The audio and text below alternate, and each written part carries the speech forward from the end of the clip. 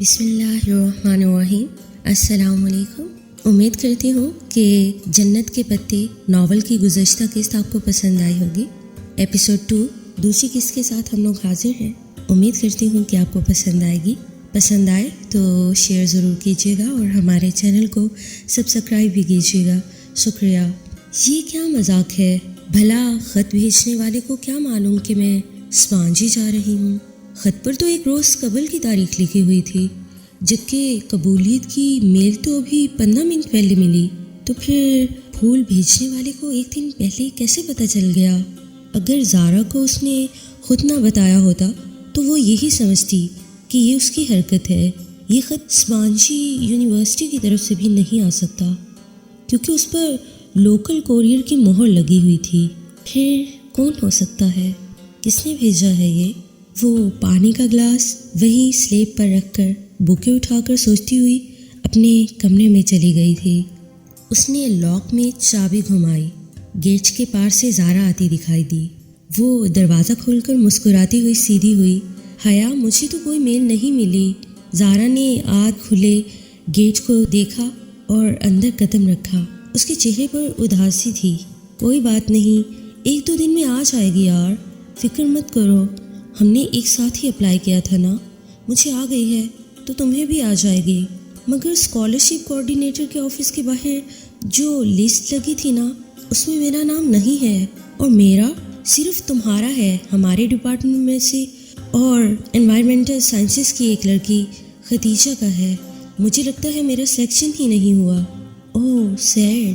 اسے واقعی افسوس ہوا تھا۔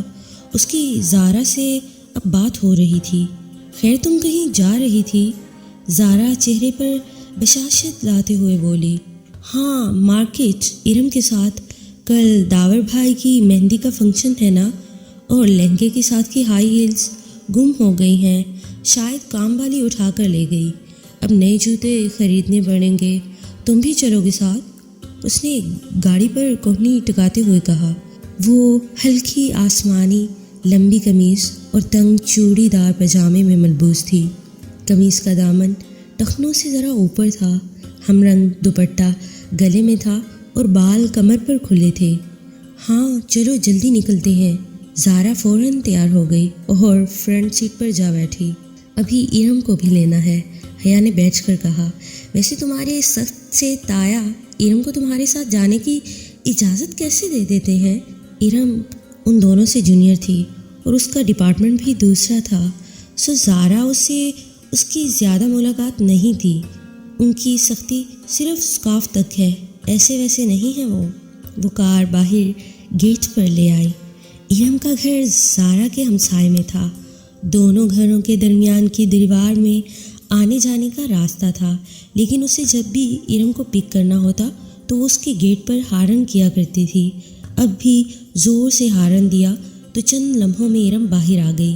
کاسنی لمبی قمیص، ٹراؤزر اور ہم رنگ دوپٹہ سینے پر پھیلائے، چہرے پر کاسنی اسکارف لپیٹے، وہ تقریباً بھاگتی ہوئی پچھلی سیٹ کے دروازے پر آئی تھی۔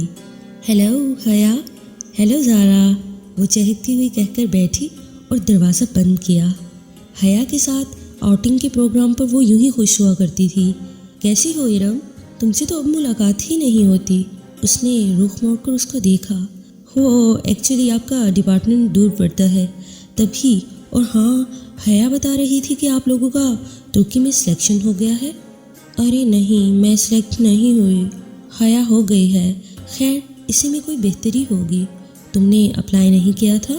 ابا اجازت دیتے تب نا، اس نے اداس ہو کر کہا۔ ویسے پیرنٹس کو اتنا سخت نہیں ہونا چاہیے، زارا نے کہا۔ حیا نے تادیبی نظروں سے زارا کو دیکھا کہ پہلے احساس کمتری میں مبتلا ارم مزید اداس نہ ہو جائے۔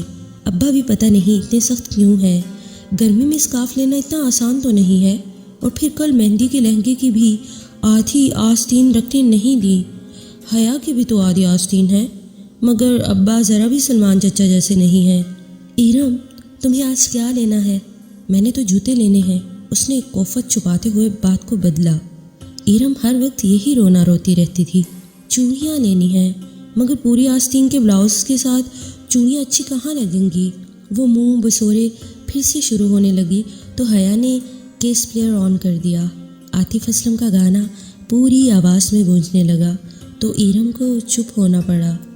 مارکیٹ پہنچنے کے بعد ایرم تو چوڑیاں ڈھونڈنے نکل گئی اور وہ دونوں میٹرو آ گئیں۔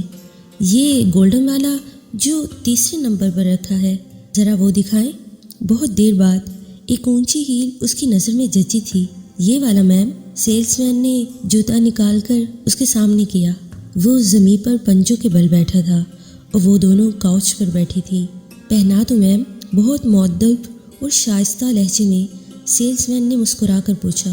میرے ہاتھ نہیں ٹوٹے، میں خود پہن سکتی ہوں۔ جی شیور، یہ لیجیے۔ سیلس مین نے مسکراتے ہوئے جوتا اس کی طرف بڑھایا۔ اس نے اسے یوں پکڑ رکھا تھا کہ پکڑتے وقت حیا کی انگلیاں لازمی اس کے ہاتھ سے مس ہوتی۔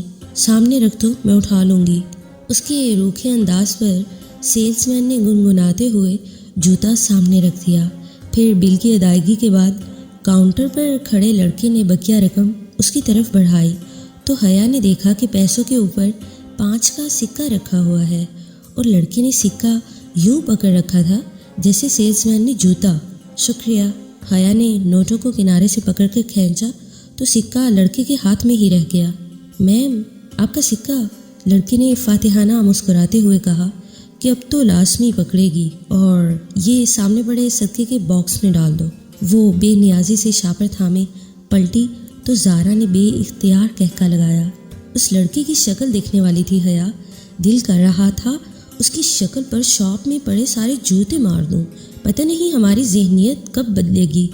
یوں گھورتے ہیں جیسے پہلی بار کوئی لڑکی دیکھی ہو۔ وہ تنفر سے ناک سکورتی غصے سے سیڑھیاں اتر رہی تھی جب قریب ہی سے آواز آئی، تو اتنا بند سنور کے باہر مت نکلا کرو بی بی۔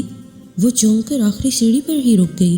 ایک معمر خاتون تھی، بڑی سی چادر لپیٹی ہوئی، ناگواری بھری نگاہ اس پر ڈال کر اوپر زینے پر چڑھ گئی۔ ایک تو لوگوں کو راہ چلتی تبلیغ کا بہت شوق ہوتا ہے۔ زارا اس کو کوہنی سے تھامے ہوئے وہاں سے لے آئی۔ تبھی ایرم سامنے آتی دکھائی دی۔ اس کا سینے پر پھیلا دوپٹہ اب سمٹ کر گلے میں جا چکا تھا۔ اس نے کوئی خاص شاپنگ نہیں کی تھی، شاید وہ اس کے ساتھ صرف آؤٹنگ کے لیے ہی آئی تھی۔ میٹرو سے وہ اسکوپ چلی آئیں تاکہ کچھ کھا پی لیں۔ رات کی دعوت تو تایا فرقان کی طرف تھی جو وہ بیٹی کی شادی کے لیے آئے ہوئے لوگوں کو دے رہے تھے۔ باقی قسط انشاءاللہ جلد ہی اپلوڈ کر دی جائیں گی۔ امید ہے کہ آپ کو یہ ناول پسند آیا ہوگا۔ پسند آئے تو اپنی قیمتی آراء سے آگاہ ضرور کیجیے گا۔ اپنا اور اپنوں کا ڈھیر سارا خیال رکھیے۔ فی امان اللہ۔